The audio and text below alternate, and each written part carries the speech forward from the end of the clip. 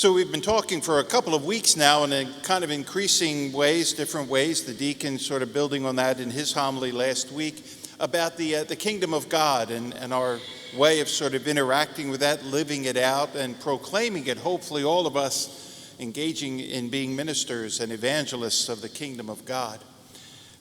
For about 2 weeks or so, I've been pondering on this particular gospel because, it's just kind of a very popular Catholic gospel, right? If you've ever been in adult education, if you've been through any kind of faith formation, I'm sure our young people who are receiving First Communion today, in some ways they've engaged the idea behind the Catholic vision of this gospel, which is, of course, that Peter became the first pope. He was given this authority by Jesus. The Vatican uses this image of the keys of the kingdom on their flag, on their motto, and all kinds of ways that the keys of the kingdom and the authority of Peter is sort of emphasized. So there's a lot of ways to preach on this gospel.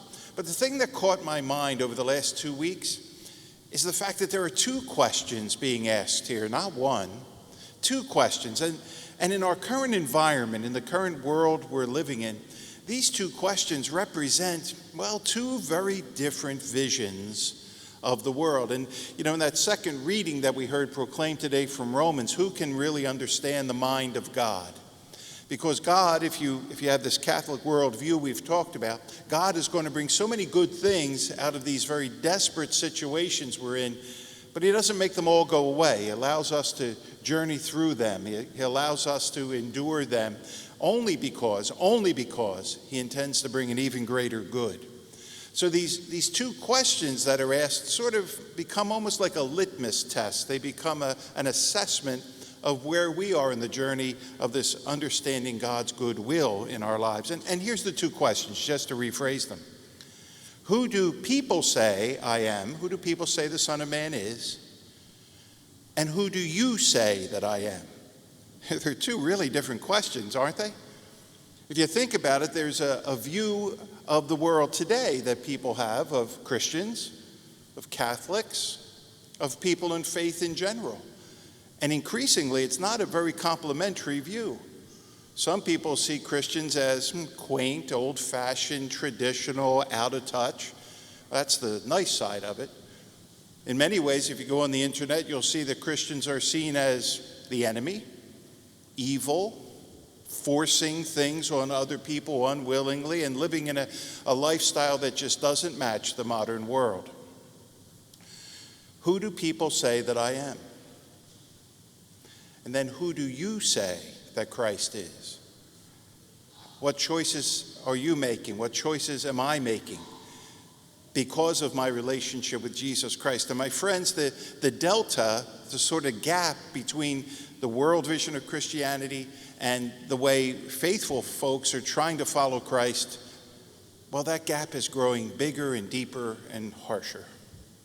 There's no making light of it. It's really become pretty obvious that if you express a faith in God at all, somehow you've placed yourself in a position where others may really have some very negative view of you, and it's going to cost you something. And maybe that's going to be too much for some folks to bear. There is, in fact, I would suggest a great tsunami, a great sort of push that's irresistible, that's shoving its way into all of our ways of thinking, into our families, into our social networks and social media. It's very hard to resist. And here's the trouble. Here's where this becomes an even bigger problem. That worldview begins to shape how we act instead of the other way around. That we begin to become like the culture instead of knowing who Jesus Christ is and being committed to him. We begin to act differently from the culture and do that without hesitation, to do that with courage and bravery. And that's what the rest of this homily is about, maybe how to get our hands around that and to do it in a way that's practical and effective and doable for most of us. We call to mind in this year of pandemic and politics and polarization some things, maybe three I'll suggest, that can be very effective. Here they are. First, acknowledge that there are divisions. Just acknowledge that there are divisions in our culture. There's divisions in politics. There's divisions in families. There's divisions in expressions of faith.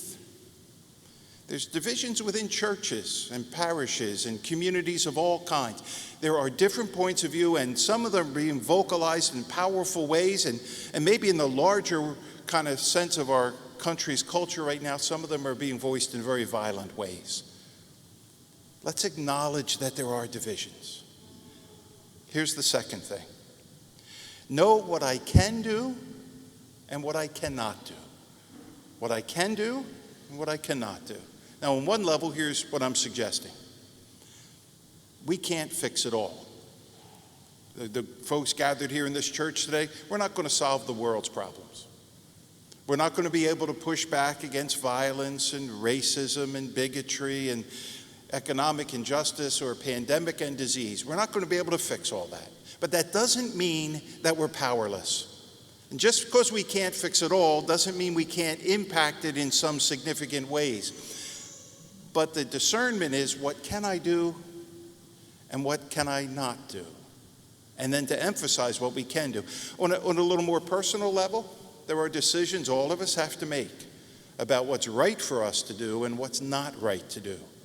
What is the moral and the good way to interact with others, to live my lifestyle, the choices that I make? There are things that are moral and good and true and will lift me up and lift my family up, that will lift up the common good. Those I ought to do. But there's many things, and some of them we are choosing, all of us, to do, that damage us, that hurt our families, that make us less the dignified children of God we were called to be. There are some things we can do and should do, and other things we should not do. So those two first things, acknowledge there are divisions, and they're real, and they have impact, and that there are things we can do and can't do, but we're not powerless, and we can make good choices. And here's the last one. Reject bitterness so we can love. Reject bitterness.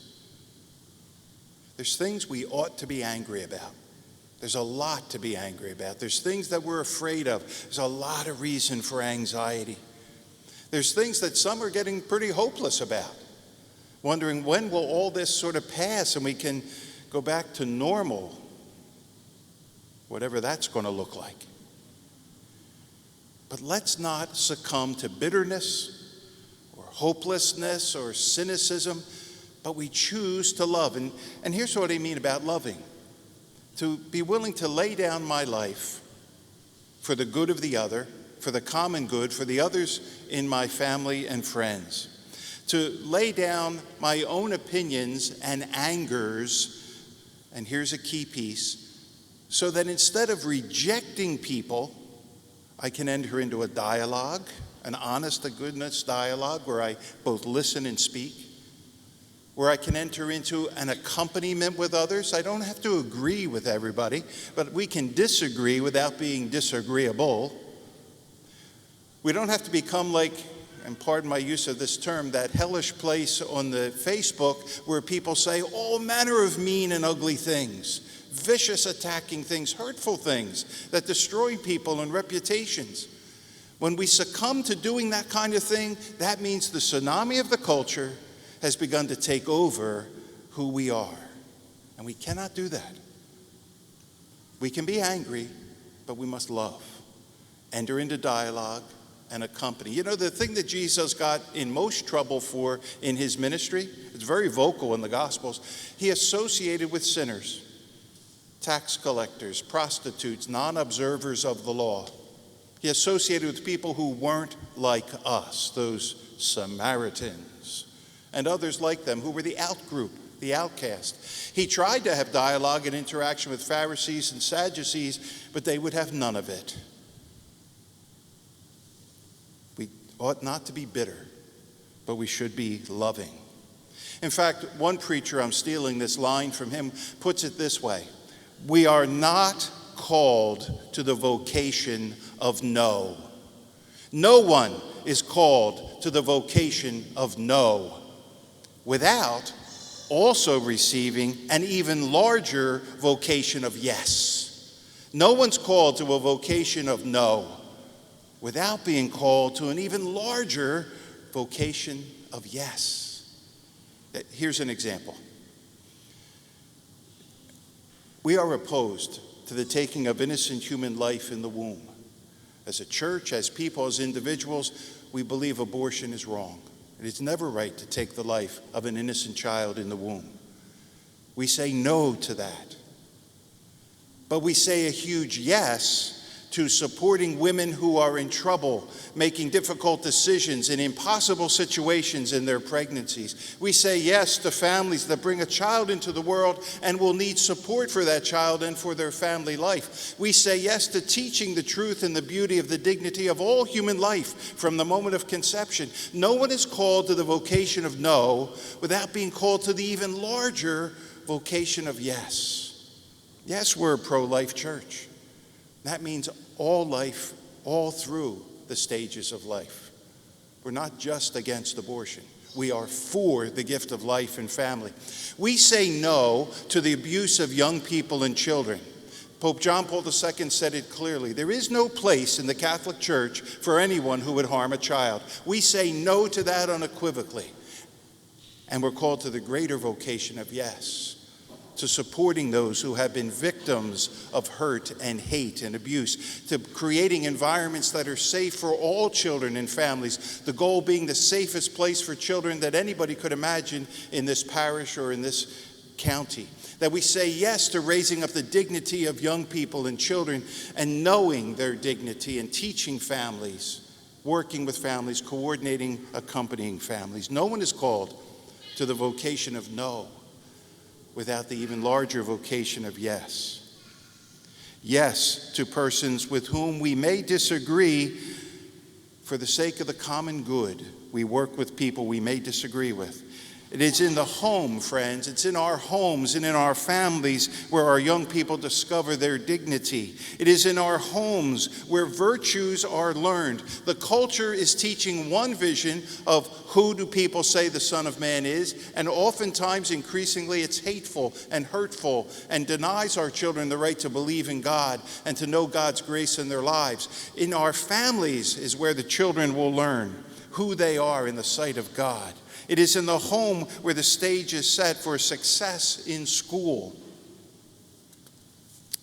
It is in our homes where our young people will learn that all lives matter.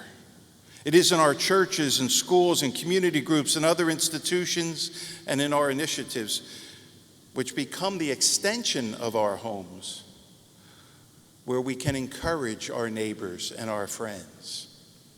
No one is called to the vocation of no without being called to the larger vocation of yes.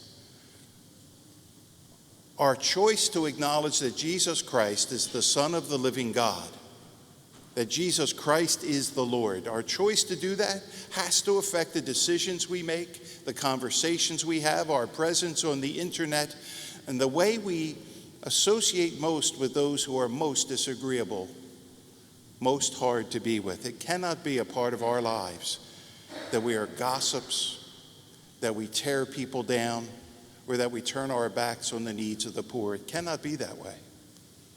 We acknowledge there are divisions. We know that there are things we can do and cannot do in our personal lives and in society, but we avoid bitterness and hatred and choose the path of love, accompaniment, and dialogue because Jesus Christ is Lord.